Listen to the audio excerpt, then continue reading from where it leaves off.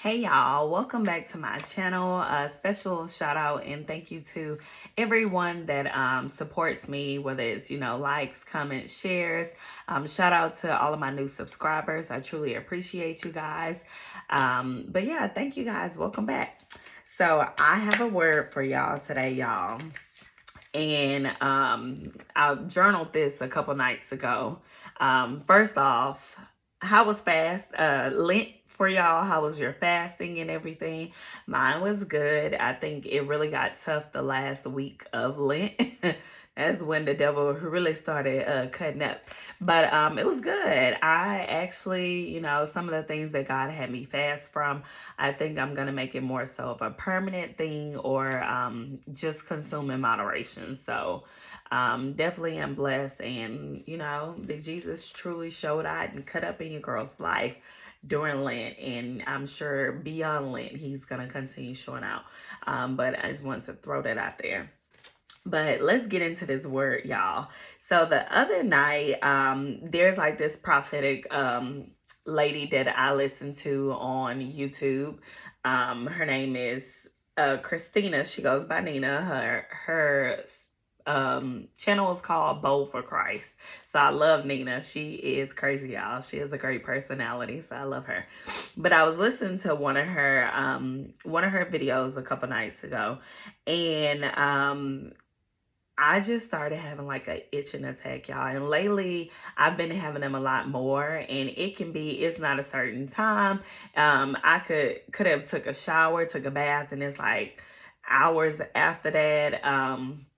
So it's not like I haven't changed anything that's in my daily routine, like any soaps or lotions or anything, y'all. No detergent, haven't changed anything. But like Nina, if you watch her channel, then she, like, when God is kind of speaking to her, he causes her face to itch. And what I'm learning is I'm pretty sure it's something similar to myself, like when God is itching for me to get something out, or itching for me to pay attention to something or get into his word, get into that intimate time with him, then he causes that to happen. And y'all, it be like, I be itching all over. Like, it's crazy. I could be working and then it happens and I'm like, all right, Big Jesus, I get into your word, or I record something, or whatever the case may be. But like the other night, I was having like a whole itching attack. And so it's like God kept like, like poking at me. You know how little kids be doing all that. He was like, okay, I need you to pay attention. I need your attention. So I paused her video, and when I paused her video, it stopped on 1919. And so when I had been seeing the number 1919 quite a bit lately, and hadn't really took the time to look it up really. So I was like, okay, this is like the third time within like that day or 2 days that I saw the number 1919. So I was like, it must be a message, something that God wants me to pay attention to. So I looked it up on Bible Hub under Strongest Hebrew Concordance, and it means myrtle. So it means myrtle, and in there, I guess in Hebrew, it means Hadasiah. And I might be butchering it, y'all. Forgive me. But that is Esther's Jewish name. So in the Strongest Hebrew Concordance, it means Esther's name. And so a lot of God has been ministering and telling me myself, and as always, take this message back to God, because we're all in different seasons. So if you're walking into your marriage season, then this message could be super beneficial for you. But always take the message back to God and get confirmation that this message is for you. But Esther, so God has been preaching to myself and a lot of us that we're walking into our marriage season. So he took me to Esther 2 verse 7. And Esther 2 says it's all about Esther becoming queen. So God said the time is now. Esther was told by Mordecai to keep her past to herself. It's not important. God said to leave your past in the past, y'all. It is no longer associated with this new version of you. God said it's irrelevant for where he's taking you to, which is to royalty. God is telling you when he introduces you to your husband, your past is irrelevant.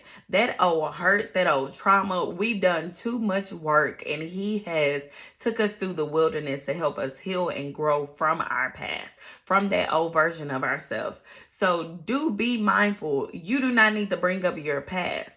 In Esther chapter 2, like Esther, Mordecai tells Esther to keep it to herself who her mother and her father and her background was. Mordecai adopted Esther, and he told her, all that past stuff, leave it in the past. It's irrelevant. You don't need to tell nobody none of that. That is none of their business. And God is telling a lot of y'all, you know how, especially women, when we get in relationships, we like to get on our soapbox and talk about our past relationships, things that we went through, all this, this, that, and the other, the type of men we dated, all of like the past stories. And some of that too shows that you haven't healed from it. So one, make sure you have healed and you're still doing your inner work and healing, because healing is an ongoing like cycle. It's an ongoing like inner work that we are constantly doing. Things that we thought we healed from, God may put us in a certain situation to show us, oh, you still need to do some more work. You thought you healed, but you haven't fully healed. And that's completely fine. So, first and foremost, make sure you're doing your healing. You're recognizing areas that you may need to heal from before getting into another relationship. God is preparing us and have been preparing us for our marriage season. He's been preparing our husbands for us, our wives for us. He's been preparing us all to come into union for our God ordained purpose, which is you and your spouse, the purpose that he has for your union. So make sure you take this message back to God and get confirmation that this word is for you. But I wrote down, God said, for those who are in your marriage season, it is go time, y'all. It is go time. I've been seeing so many 11:11s for the last week. And God had led me to Luke 11:11, which means transition in the Bible. God is saying we are stepping into our harvest season that's going to bring significant change to our lives. God is using this sign to speak to us. He said the time is now. The time is now. He is bringing us together. If you've been, you know whether it is your marriage season or not. Don't be delusional. I mean, I like to be delusional, but don't be delusional and be like, yeah, it's my marriage season, but you still doing the same things that you were doing previously. It's not, baby. God has other things he needs you to focus on. You haven't been doing any inner work. You haven't been building or strengthening your spiritual connection with God in your relationship with him. You haven't been getting into your word. You haven't been praying for God to instill in you and show you how to be a Proverbs 31 wife. Like, you haven't been doing, and same thing for men. Like, you haven't been going to God for guidance, how to be a spiritual leader for your family. So, if this word is for you and it's going to resonate, it's going to hit different than anything else. In your spirit, deep down in your soul, if this message is for you and if it is your marriage season or not. So for those that it is your marriage season, and it's okay if it's not, because, your time is coming. Focus on, take it back to God and see what he needs from you and what he needs you to be doing in this hour to prepare. But, yeah, y'all, God said it's go time, baby. It is go time. He is delivering spouses and dropping them off left and right, because we've been doing our work. And I hope during your fasting and your Lent season that you did lean more onto God for clarity, for guidance, for direction, not just for your marriage, just for whatever it is that you needed support and assistance with. I hope you took that time and leaned onto him, not just fast and say I'm a fast for Lent, because at the end of Lent, God is going to bring my husband or my wife to me. No, I'm sure he probably didn't either. But he is saying he is delivering a lot of marriages and spouses very quickly. it is going to go very fast. Like, that is not going to be your typical relationship where you probably date for a year or two and then get engaged, and then be engaged for a year or two before you actually have the marriage. It may be something crazy, like after a month or a couple months, maybe even a couple days, your spouse, your husband may ask you to marry them. And you need to make sure you take that back to God and get confirmation. Is this the man you sent me? Is this my husband? Should I say yes or no? You need to, because I'm telling y'all, God has been telling me consistently. He's like, things are moving swiftly. In this hour, I am delivering promises very fast.